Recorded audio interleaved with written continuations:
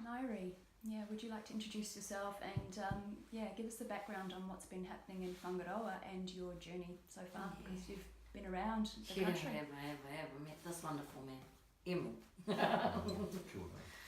Kia ora, ko mai taku ingoa. I'm from Whangaroa and I pretty much stepped home from Tamaki Makaurau and met up with Emille down in Wellington and asked him if he would come up here and discuss the concerns that everyone's having over at the State Forest. We attended a hui last night. We were there till around about 10 o'clock last night. And from the information that we got from about 30 of them there, Yep. There's about 30 people that attended that hui. Out of that 30, one had concerns on why we were there really, and he explained his role with DOC, but he still understands that this poison, this toxin, is coming onto our whenua and a lot of our people don't know. They don't know. So the consultation process with these 9 hapu over at Russell State Forest, I don't believe is a genuine consultation process. They say that Kara George actually said yes, no, the 9 hapu do agree for this 1080 aerodrop, but with our own eyes of last night, I don't think that's true.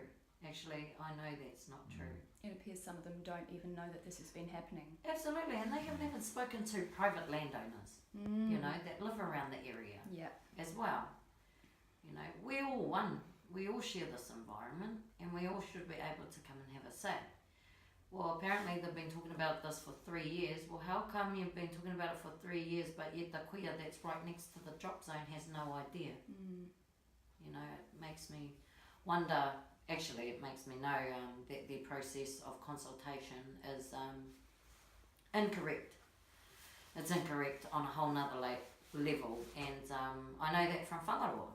Can you just tell us a little bit about what happened in Whangaroa? So Whangaroa, an OIA statement came out, and I looked at it and saw our treaty partner, Te Runanga o Whangaroa's name on there, saying that it was in full support of the 1080 aerial drop. And then above that was Te Papa Hapu o Whangaroa, that said exactly the same. And there was 36 organisations on that OIA statement that out of those 36, I think it's roughly 76% of those people were not even contacted. Is that right? Yeah. And those figures come from Winston Peters' office, and he sent his relationship advisor or community advisor, Community liaison, Marion Walsh. Marion Walsh, amongst our people, and she contacted every single one of them, and it took her some time to do it, to ask if these words were their exact words, and they weren't. But one thing I really want to make clear is they misrepresented a treaty partner, and that's bad. That's really, really bad. We have the Treaty of Waitangi, and we have our Declaration of Independence. Now, our Declaration of Independence was signed 5 years prior to the Treaty of Waitangi by our tūpuna and King George. And this is Te Whakaputanga, Te Wakamenenga. And then the Treaty of Waitangi was then established after that. Under the grounds that this is the heart of that treaty. You know, our tūpuna signed that before. And then the treaty came along, and then we have all this ordeal that's happening at the moment. Being a treaty partner, it is the government's responsibility to ensure that on both sides they are getting the same information. Alright, I was just passing. Sorry, we're doing an interview. Oh, I'm sorry. But I'll take that. Thank you, sorry, Brian. okay, Have a well good done. day. Sorry. And and with a treaty partner, they need to understand that we have a contract in place, and they're breaking it every way they can. The Department of Conservation has sat down multiple times with us and made multiple agreements with us and have not adhered to one of them. Not one.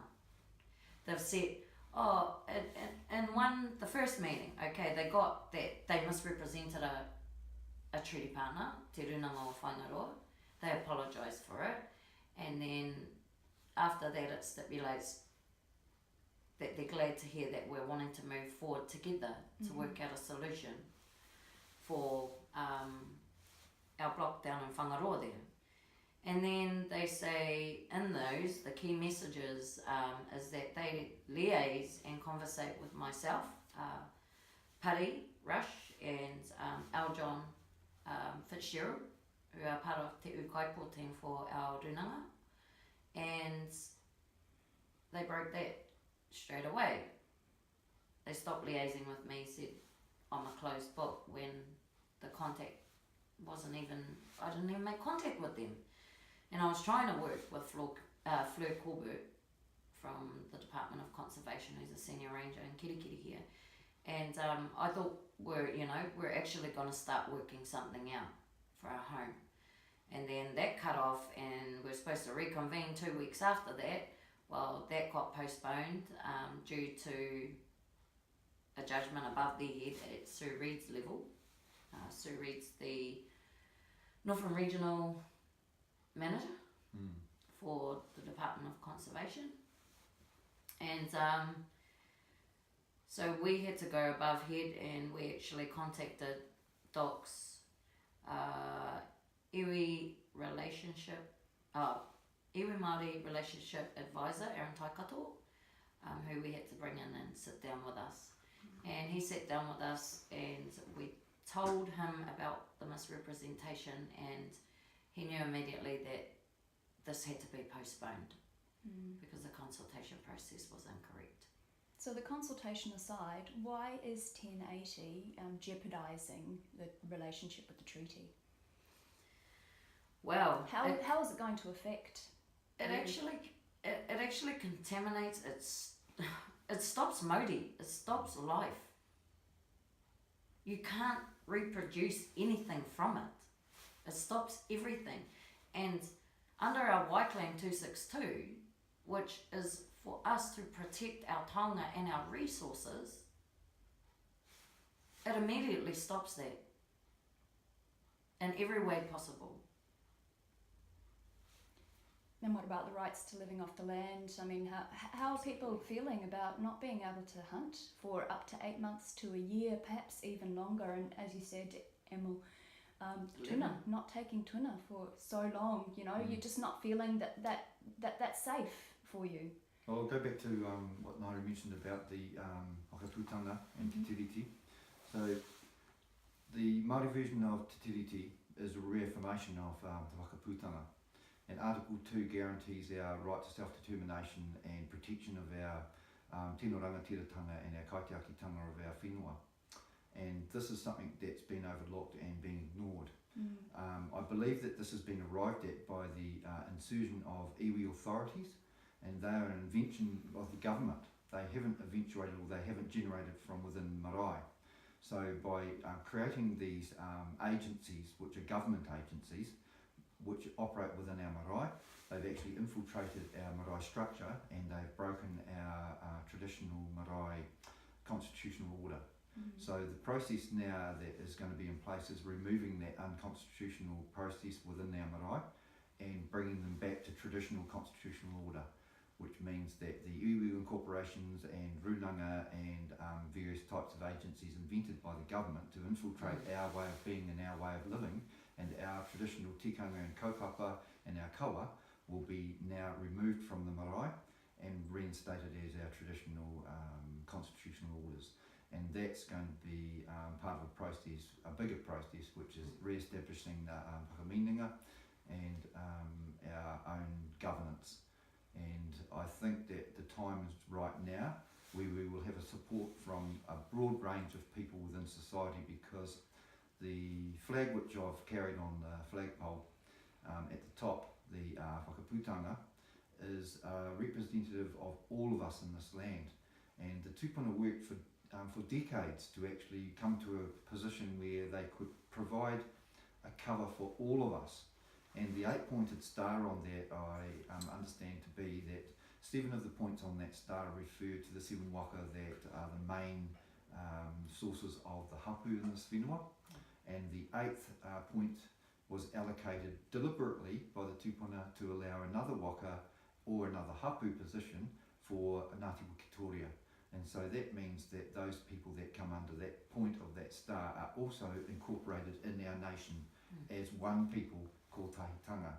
And so in that instance, I see that the reaction from the people supporting this hikoi, and from walking the road and talking at different places, I see that support has now come, that we have that amongst the people, and now it's time to make the government realise that that's the position today. Okay. Definitely. You know, they want us to make all these educated decisions, and that's what we want to do. However, we're just being blocked to be able to do that. So I suggest that, you know, the information that Emille shares with us is actually truth. It's experience, it's truth. This man's walked all the way from Cape Reinga to Parliament, and Alan from the Bluff all the way up, and actually been out in our taiao, you know, from the top right down, and experience our environment as to what it is today. And he knows, we know, that laying a toxin all over our whenua is not the answer. It is not the answer, and while I'm alive in Whangaroa, it ain't gonna ever be the answer. So what positive solutions do you think that we're looking towards? Oh, so many positive solutions. Number one is ko tahitanga. We're coming together, we're uniting. And together we can actually do so much things like alternative technology, putting all these things in place which we've gathered from multiple community hui, has been exciting to develop, not only for our taiao, but for our people, because we are part of that. We are part of that environment. Educational structures, bringing and learning and teaching the old ways of our tūpuna is exciting. The maramataka, you know, our Māori rongoa. Having people there that are practicing and implementing this into our younger rangatahi is so important, because they are the key survival to our environment for its future. And if we don't start looking after that now, we're in trouble. We're in big trouble as a race. And also, I'd like to add to that when you get down to the guts of it, I've asked many times of people in DOC, they say, oh, what's your job? And they say to protect native species. And a question I've asked many times is, oh, so that's great, you're here to protect me. And I'm a native species here in this land. And the response to that is, no, people aren't included. And so if you think of that basis, then there's this separation from the Western way of thinking that people are separate from nature. Yet that's just impossible, because we are part of the whole. We can't be separate from it. And I know that the tūpuna understood that very well, because they developed strategies such as rahui. So when things were overused or overutilised, they could recognise that, and you stopped using it or stopped doing it for a period of time until it recovered to a place where it could be utilised again. And so they understood that on the basis of, we are part of the environment, and if we don't look at it in that manner that we are part of it, we will actually be detrimental to ourselves. And if you look at the way the Western culture approaches management of environments, it seems quite bizarre that you will manage looking after a bird, or looking after a whale, or looking after certain creatures and critters in our environment, but with no regard to our position in that. In isolation. In isolation from humans. So we are actually, they put us in a position of, it almost seems that they see themselves as God, and looking at the environment as something they manage and control as a God. We're not. We are part of that environment, and we are not God. Absolutely. As simple as that.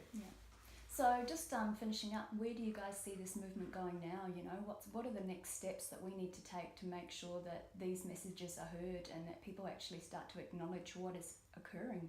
You too, whānau. Don't matter what race you are. Stand up, be heard. Yep. The government acts on our behalf. Well, they're not. So we need to be heard. So stand up, don't be shy. You know, if you think it's not right and you feel it's not right like we do, say so.